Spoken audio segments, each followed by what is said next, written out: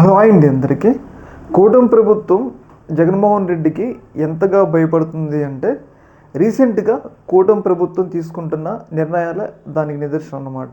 మనం చూసుకున్నట్లయితే రీసెంట్గా జగన్మోహన్ రెడ్డి గారు పొదిలి పర్యటనకు వెళ్ళారు.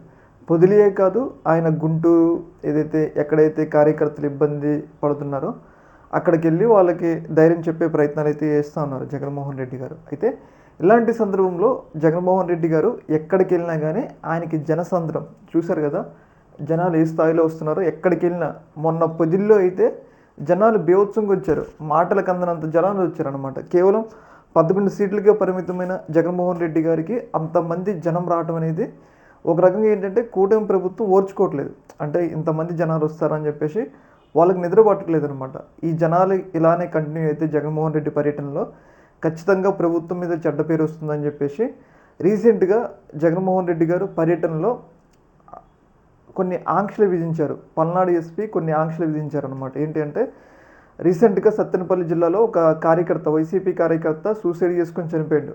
ఆయన ఇంటికి వెళ్ళాలని చెప్పేసి జగన్మోహన్ రెడ్డి నిర్ణయించుకున్నారు. కాకపోతే అక్కడికి వెళ్ళాలంటే పోలీసులు 100 కండిషన్లు పెట్టారు. అంటే అక్కడికి జనాలు రాకూడదు, అంటే ప్రజలు రాకూడదు, కేవలం 100-200 మందితోనే జగన్మోహన్ రెడ్డి పర్యటన చేయాలి, అక్కడికి కార్లు రాకూడదు అనే విధంగా అయితే వాళ్ళు ఆంక్షలు పెట్టారు. దీని అంటే ఏంటంటే జగన్మోహన్ రెడ్డి గారికి వస్తున్న జనాదరణ చూసి తట్టుకోలేక వాళ్ళు ఇవన్నీ ఇట్లా చేస్తున్నారంటంలో ఎలాంటి సందేహం అయితే లేదు.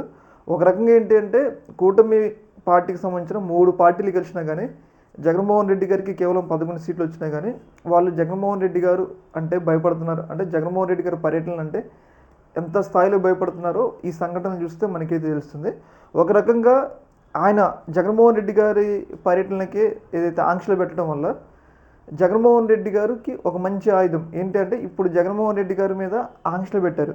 రేపు ఒకవేళ జగన్మోహన్ రెడ్డి గారు వస్తే పక్కా చంద్రబాబు నాయుడు గారికి కానీ అటు లోకేష్కి కానీ మనం చూసుకున్నట్టయితే డిప్యూటీ సీఎం పవన్ కళ్యాణ్కి కానీ జగన్మోహన్ రెడ్డి గారు కూడా ఆంక్షలు పెడతారు. వాళ్ళు రేపు ఎటు కదలలేరు కదా.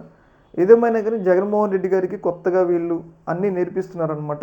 జగన్మోహన్ రెడ్డి గారు మాత్రం తన 2.0లో అన్నీ తిరిగి ఇస్తారంటంలో ఎలాంటి సందేహం అయితే లేదు.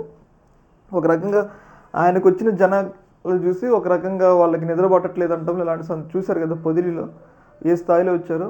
ఈ జనాలని కట్టడి చేయడం కోసం పోలీసులు రకరకాల ఆంక్షలు పెట్టారు. ఇవాళ ఆయన సత్తెనపల్లి పర్యటన వెళ్ళాల్సి ఉండగా కూడా ఆ పర్యటనకు కూడా పోలీసులు అనుమతి ఇవ్వలేదన్నమాట. ఈ యొక్క అంశంలో మీ యొక్క అభిప్రాయం కింద కామెంట్లో తెలియజేయండి. Okay, thank you.